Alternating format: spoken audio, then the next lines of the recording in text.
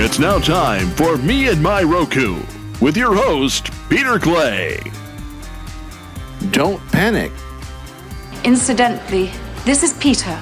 So we have a voicemail now from Peter. Pete, you are not. Not everybody sounds like Peter Clay. More CEOs named Peter. Peter Clay is here today. Holy crap, it's Peter.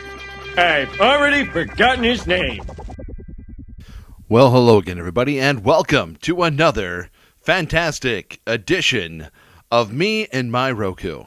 I'm your host, Peter Clay. Welcome aboard.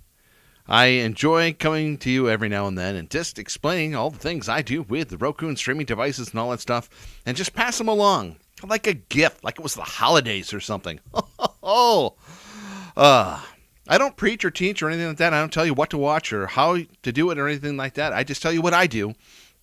And hopefully that inspires you and kind of channels you into going into the cord-cutting realm for yourself type of thing.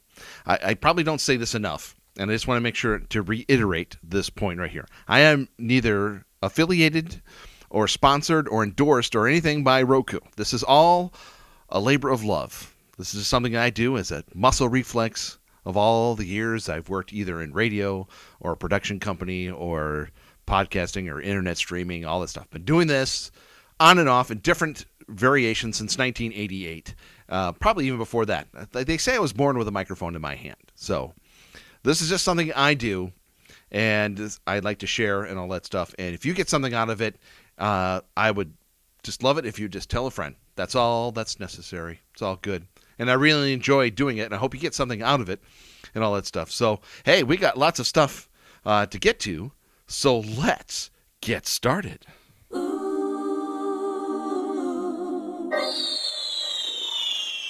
Tranquility Base here. The Eagle has landed. Okay. Well, this is the part of the program where I'd like to tell you not to panic. Like I said, I try not to tell you what to do or anything like that, but sometimes in this technology stuff, whether it's a Roku or your computer or tablet or phone or anything along those lines, sometimes things don't work, okay?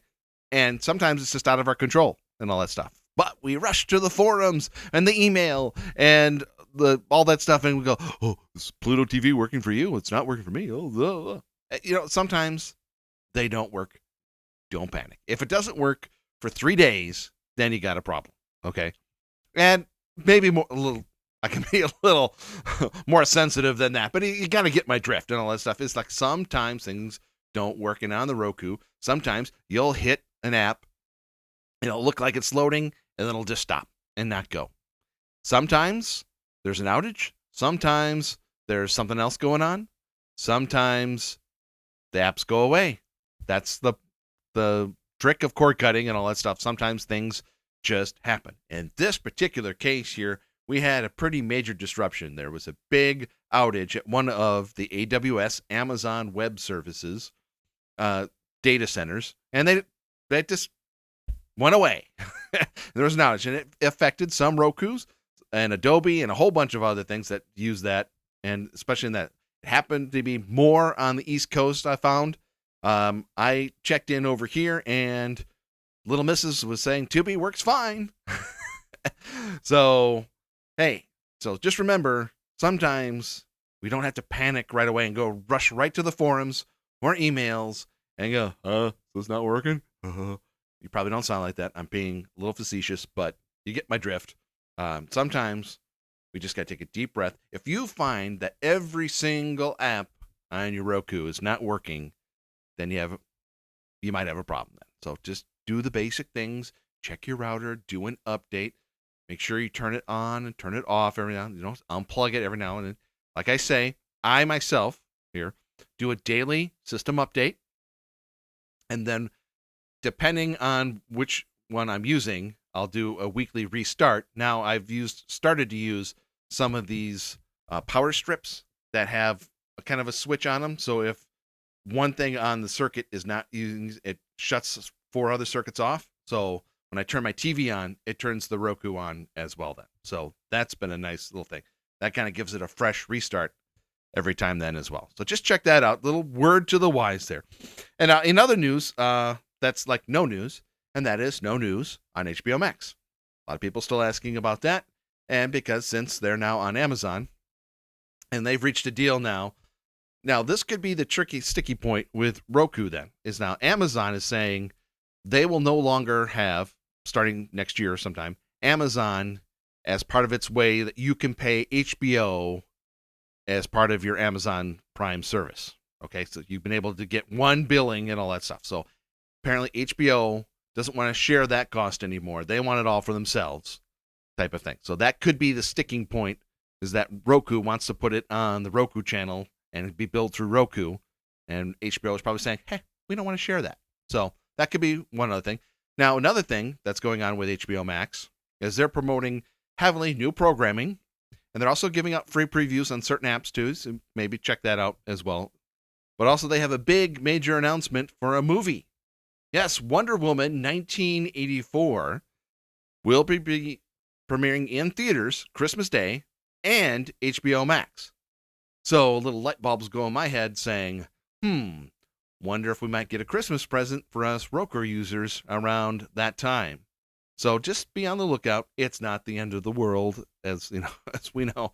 We have plenty of other stuff going on for that. So we have plenty of things on our Roku, but we could always use one more, right? So look around Christmas. I'm not making a prediction. I'm just saying be aware and just know that by time Wonder Woman 1984 comes out, all of a sudden magically it may just appear underneath your Christmas tree on your Roku. We'll see. Here on Me and My Roku.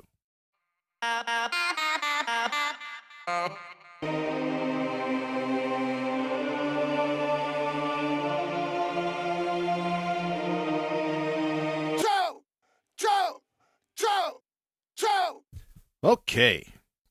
Well, this is the opinion portion of the program. That's why it's a me show. So I sometimes just spot out things that I hear and all that stuff, and I would just say, I would like to offer a retort to that, if you don't mind. Now, as a disclosure here, a little background into my life here a little bit. I spend about 8-9 hours a day, 4 days a week or so, listening to podcasts, listening to other things, getting information, seeing what other podcasts are out there and what they're doing and all that stuff, and how I can incorporate that into mine, and then just getting general information. You know, I enjoy these things. They're a good idea. It's better than radio type of thing.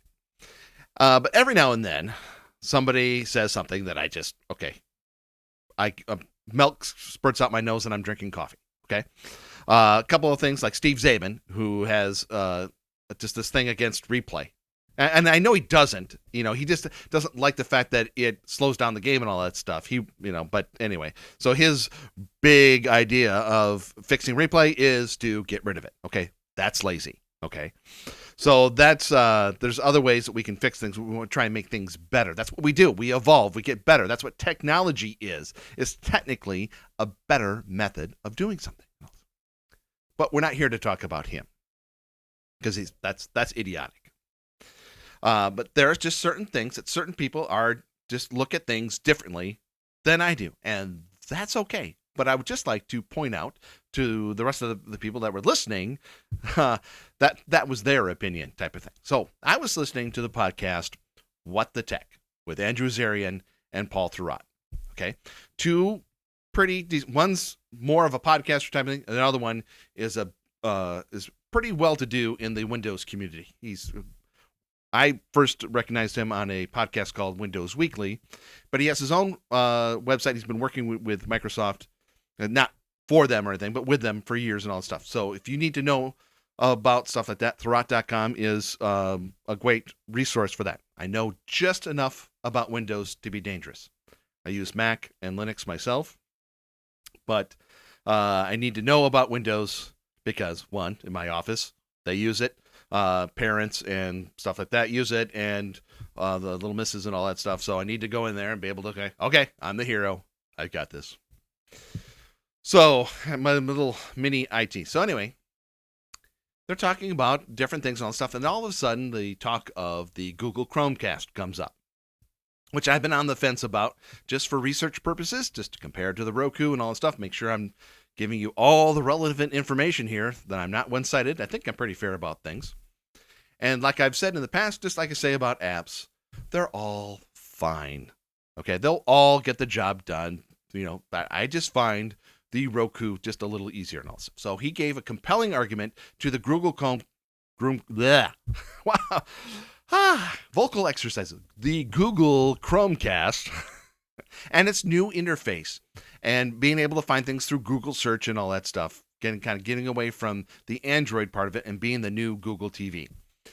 He was very precise in these things, enough to talk me out of it for right now. I trust his opinion and all that stuff. This was Andrew Zarian then.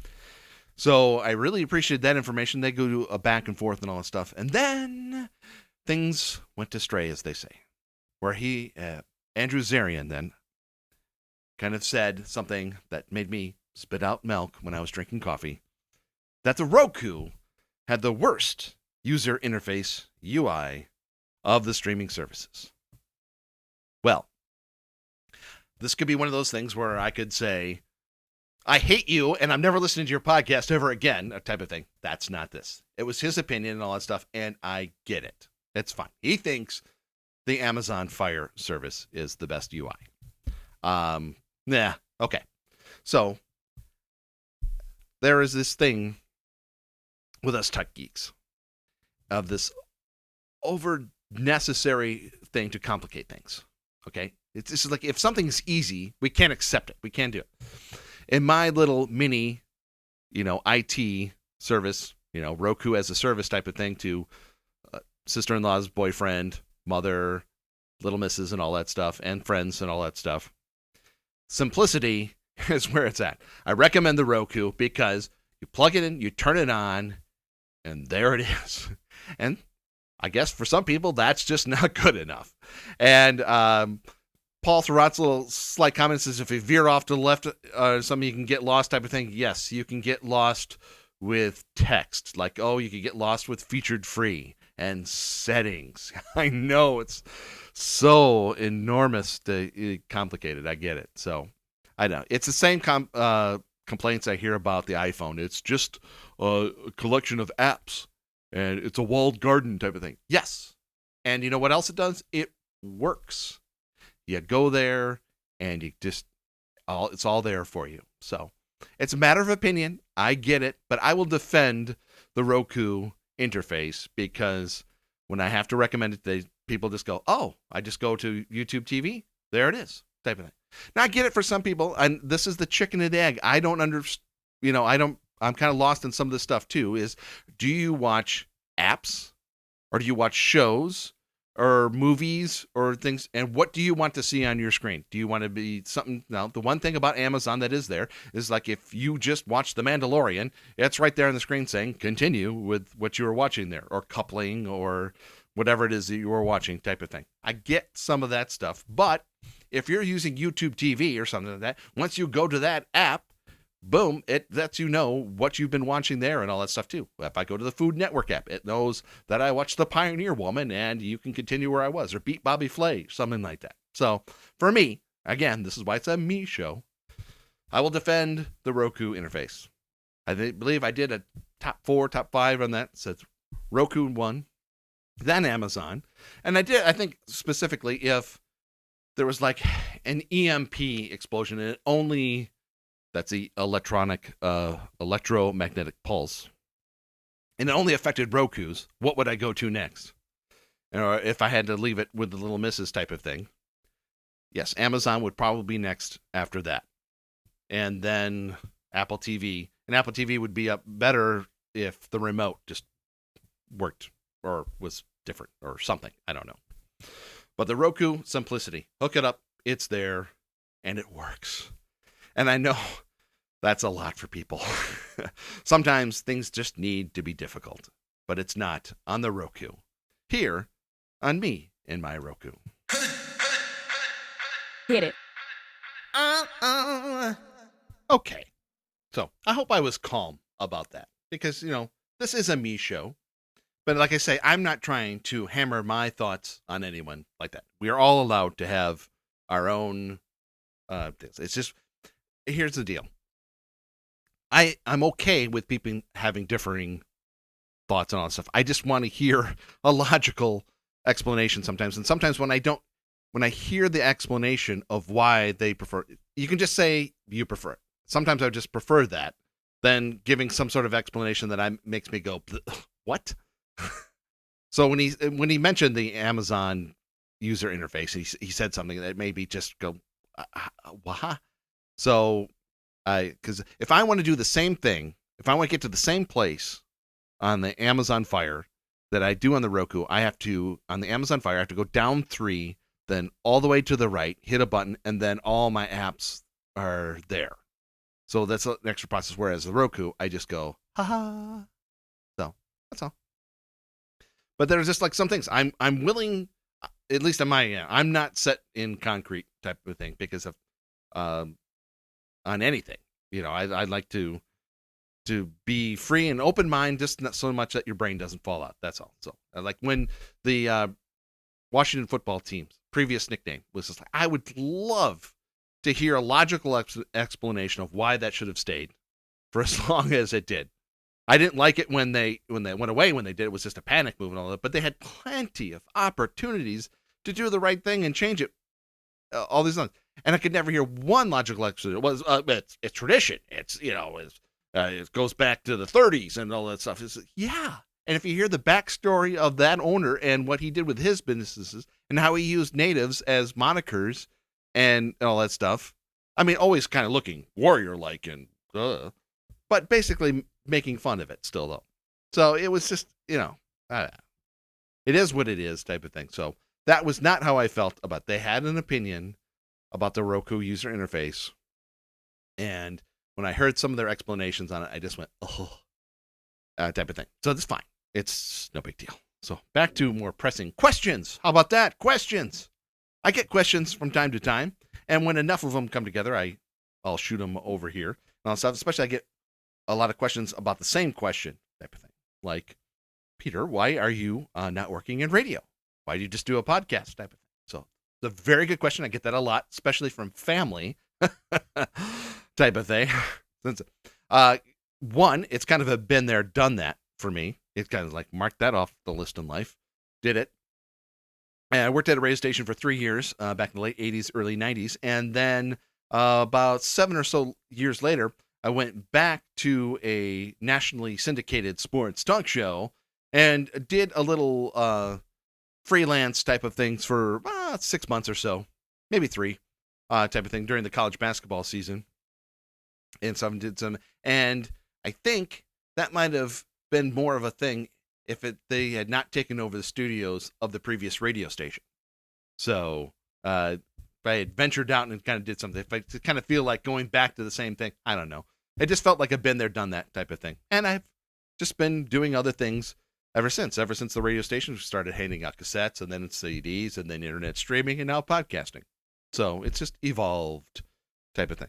And another thing about the business of radio, and I learned right from the start with my first job then, we were a subsidiary, an affiliate, no, not a subsidiary. We were owned by King Broadcasting out of Seattle, Washington, but we were in San Francisco.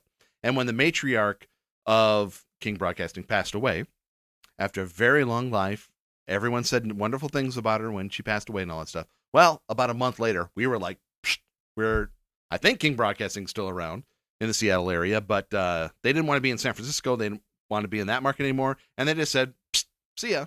And it kind of broke up into different things and all that stuff. And people went here and there and all that stuff. So learned about the radio business like that is that you can just come and go and all that stuff. And it was fine. And it was fun while it lasted. But it didn't last. And it's fine. And I could have came and went and all that stuff. I thought after working in San Francisco, I'd come back to Madison, Wisconsin. What I probably should have done on my little trip across I-80, hit little radio stations across the way and worked my way back that way. But I didn't. And it all worked out for the best type of thing. So, and then when I hear about things like Intercom, formerly Westwood Studios or Westwood One, formerly CBS Radio type of thing, working with Urban One, and they're just like, hey, we'll take some of yours if you take some of ours and all that stuff. And then in the meantime, the people that have been actually working there and all that stuff, they just say, yeah, go away now, type of thing. So, I'll just do podcasting. Thank you very much. But thanks for asking. I really appreciate it. The next question I get a lot, and it's a good one, and I really haven't talked about it for the longest time, except for when it actually happened to me and all that stuff, is when should I retire a Roku? Yes, technology comes to us. Sometimes we see things like the Google TV and all that stuff, where we say or Apple TV or anything, these things, we say, well, this is the worst it's going to be. It's only going to get better from there. But when you get a hardware, as soon as you open it out of the box, that's the best it's ever going to be. And it slowly goes down there. Now, some longer than others. Like right now, the Roku 3, still going strong and all that stuff. But earlier in the year, the Roku LT had to go away. And here's got a couple things that I noticed of good signs. It's time to retire that Roku. One is that it no longer gets updates. That's kind of a big clue. Is like you try and go to system update and you get nothing, all that stuff. It looks like it hasn't been updated in a long time. That's one clue. Two, Netflix and Hulu says, yeah, we're not going to be on this anymore. Probably a good idea. Probably a hint there that's maybe time to move on to a different Roku. Three, you look at the remote and on the preset buttons, it says Blockbuster on it. Yeah, it's probably time. I'm trying to think of something old and gone. That's like Long John Silver. No. Cinemax. I don't know. The movie channel. There you go. There's an old that's no longer around anymore. When you see something outdated on your Roku remote, it's time to get a new one. And finally, it's time to retire that Roku when they're on sale. Yes. At the time of this recording here, it's Black Friday. This is the 11th anniversary of when I first got my first Roku. Yes, it was on a Black Friday. I needed a toy. I needed something to get me through something or other. I don't know what it was, but I had some Amazon credits. I got it on Amazon. I did the $14 next day shipping, and boom, came the very next day, and my life hasn't been the same since. I enjoy it so much that I do a podcast. So, one, remember, if it's not updating anymore, maybe time to move on. Two, and then it gets so slow. I mean, it still works when you finally get to where you're going, and it works, and it feels like, oh, it's still working, but it's slow. Maybe time to think about it. So, Roku 3, still getting the updates. It can't do the Apple AirPlay because it's not 4K, but it's still getting the 9.4. It's still going, still chugging, but the Roku LT, slow, not getting updates. And Netflix and Hulu said, no, can't do it. Sorry. Yeah. And the remote said Blockbuster and something else. So M Life or something like that. Yeah, time to go. And they're on sale. I don't need one right now, but my gosh, those Roku Ultras are like $10 more than a Roku Premier. That's all. And you get the best one. And they, like I said, they seem to last a little longer then. Well, check that out today. Get a new Roku if you need one. Know when it's time to retire that sucker. If it still has yellow, white, and red cable inputs or outputs on there, yeah, it's maybe time to get a new one. A little friendly advice for you here on me and my Roku.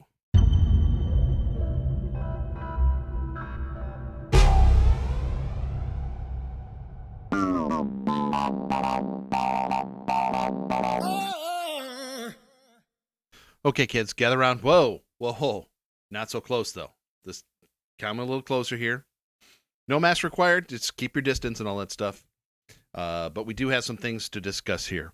The bandwidth of this podcast and all the podcasts I've done since 2005 is brought to you by the Internet Archive, available at archive.org. Thank them, and I love them for everything that they're doing and continuing to expand and get better each day. It seems like they're doing something new every time. Did you know that Adobe is ending support for Flash by the end of the year here, by the time of this recording here? So another month or so.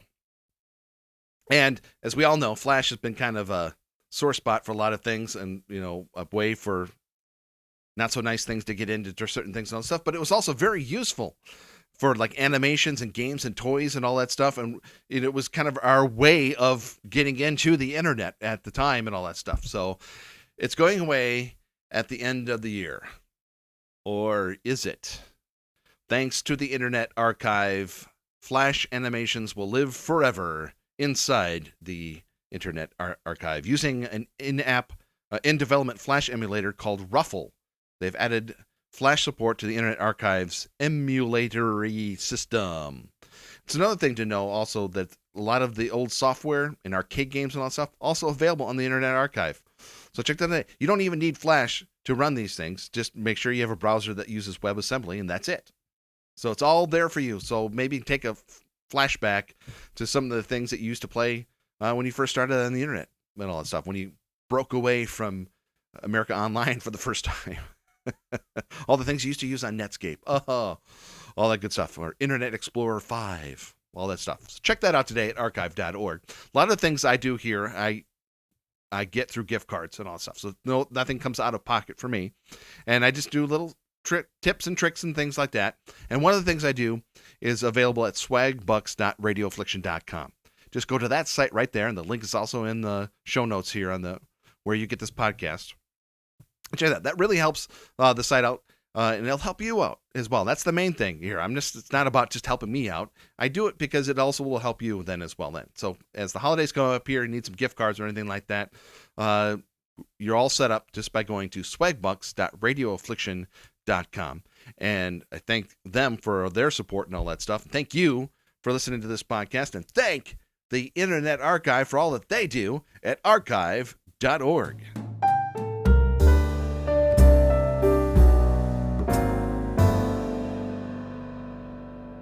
Okay, time for some news and notes. 3 apps that I find essential that I want to recommend one more time, just as a reminder of how to help you out with your streaming services and all that stuff. 3 apps that will help you out. Just Watch, Real Good, and IMDb. Those 3 things can help you find things, let you know what's out there, and then also kind of give you a rundown of how many episodes in a season, all that stuff, and a rundown of the movie, who's in it, what else are they in, all that good stuff. But now, Real Good has introduced a feature on its website that lets users swipe on movie titles with their friends until they find a match. Call it the Tinder for movies. Now, this is not on the app, though. The feature is directly on their website. It's called realgood.com/swipe.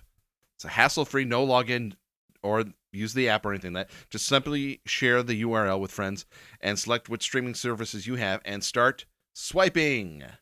You swipe on the right for things you'd like to watch and things on the left you don't. And all I have to say is, good luck. I mean, can we agree on anything these days, for one thing?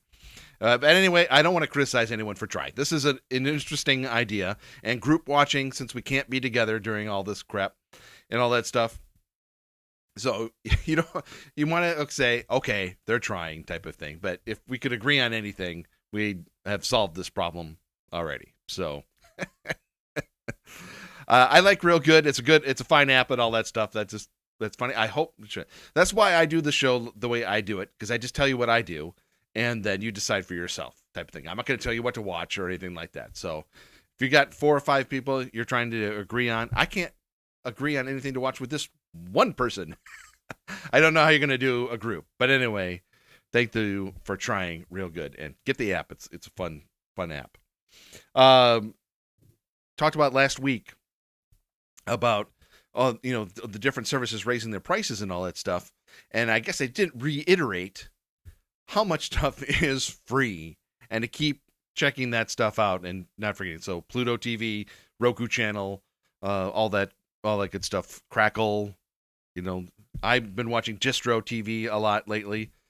Stir is still out there for some reason, and Zumo.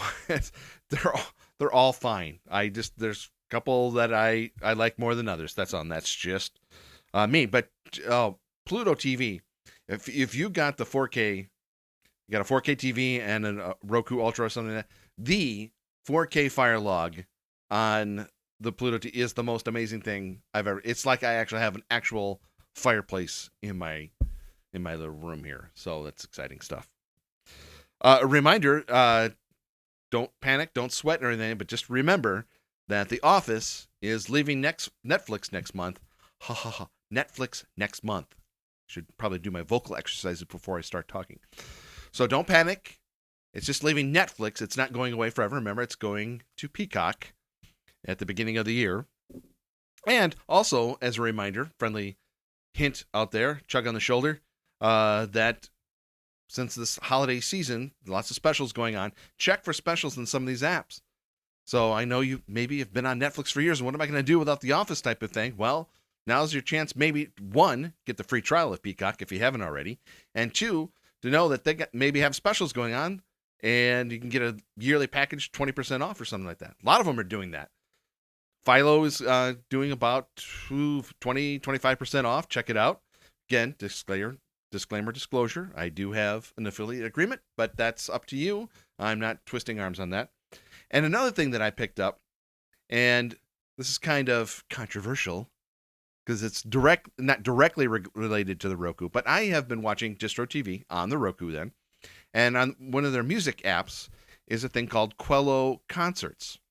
And so they show a random concert on there, it seems apparently. And I find some good stuff on there. I'm like, oh, that's interesting. But usually I come in halfway through type of thing. And Quello Concerts by Stingray is an app available on the Roku, and been meaning to try it out. And there's a 7-day free trial and all that stuff. And I thought $11.99 a month, but boy, that's a lot. There's a lot of concerts. It's just we can't go to concerts right now. Sometimes I get, and sometimes I can't go to see the concert I want to see because they're either in Europe or they're somewhere else or something like that. So check out Quello Concerts by Stingray. There's free trial for about a week, then $11.99 a month. But then I went and got the yearly special for $49.99. Now, the controversial part of it is I had to do it through my Apple sign-in. So I finally got that old little thing called Apple Toolkit or HomeKit and the AirPlay to finally work. I watched a whole Eric Clapton concert without any issues. So, because I didn't move my phone or try anything else. I just watched the concert. So that's how I got it to work on my Roku. So, but if you just want to do it just for the Roku, you can get it right through the Roku app and sign up online and all that good stuff. So Quello Concerts, if you need to get out and see a concert, since you can't get out and see a concert, that's a good little thing. So speaking of that, that's making me get a little itchy and a little twitchy. Maybe I'll go see a concert or something like that. Or maybe I'll just watch the Fire Log. So I should get back to my Roku. I want to thank you for listening to me. I really appreciate it. Check out the website too, meandmyroku.com. And once again, thanks to archive.org for all what they do and providing the bandwidth of this podcast and all my podcasts since 2005. Thank you and love you. You can subscribe to the Me and My Roku podcast on several platforms. Please do. It helps support the program. I have a list. You ready? Here it is. Apple Podcasts, Google Podcasts, Stitcher, Spreaker, Spotify, TuneIn, Amazon Music, Ghana, JioSaavn, SoundCloud, YouTube, iHeartMedia, Podbean, Pandora, and Radio.com. Follow me on Twitter at Radio Affliction and on Instagram at Pierre Argyle. And if you need more intimate one-on-one questions or comments, you can email me at meandmyrokupodcast@gmail.com. Hey, I hope you're enjoying you and your Roku as much as I'm enjoying me and my Roku. And I'll be back with you real soon.